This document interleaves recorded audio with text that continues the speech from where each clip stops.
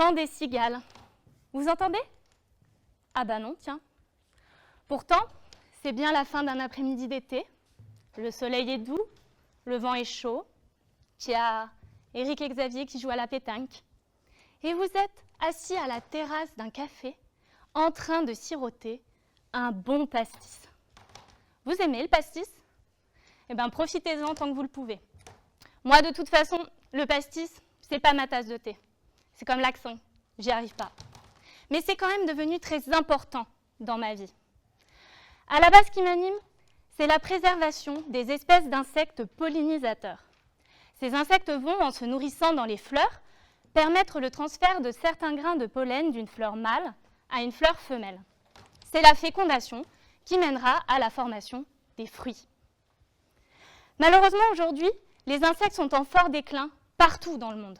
Et d'ici quelques dizaines d'années, près de la moitié des espèces pourraient avoir disparu.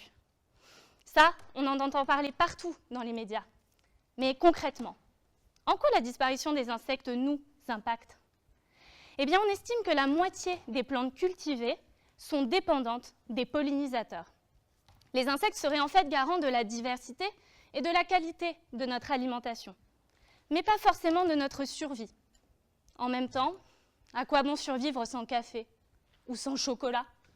Car oui, les plantes, à l'origine de ces deux ingrédients, ont besoin des insectes. Et tiens, puisque je vous parlais du pastis tout à l'heure, vous savez peut-être que c'est un apéritif élaboré à partir de plantes.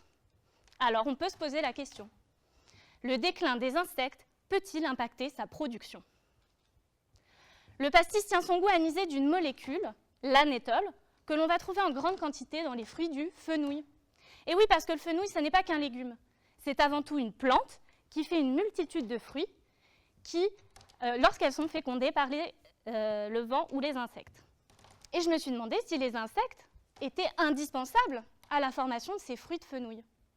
Et c'est ainsi qu'au lieu de passer mes étés à la terrasse des cafés, me voilà au milieu des champs de fenouil, avec mon filet à papillons et mon petit Bob Ricard. Ça n'a pas l'air comme ça, mais je vous assure, c'est la grande classe. Et l'un de mes objectifs est de comparer la quantité de fruits formés par le fenouil lorsque la pollinisation se fait en présence ou en absence d'insectes. Pour éviter les pollinisateurs, c'est comme pour nous. Je mets des petites capotes sur les fleurs pour les protéger. Et j'ai montré que lorsqu'il n'y avait pas d'insectes, il n'y avait quasiment aucun fruit formé. Or, je vous le rappelle, c'est dans les fruits que se trouve la fameuse molécule d'anétol, garante de notre bien-aimé pastis. Autrement dit, s'il n'y a plus d'insectes, il n'y a plus de pastis.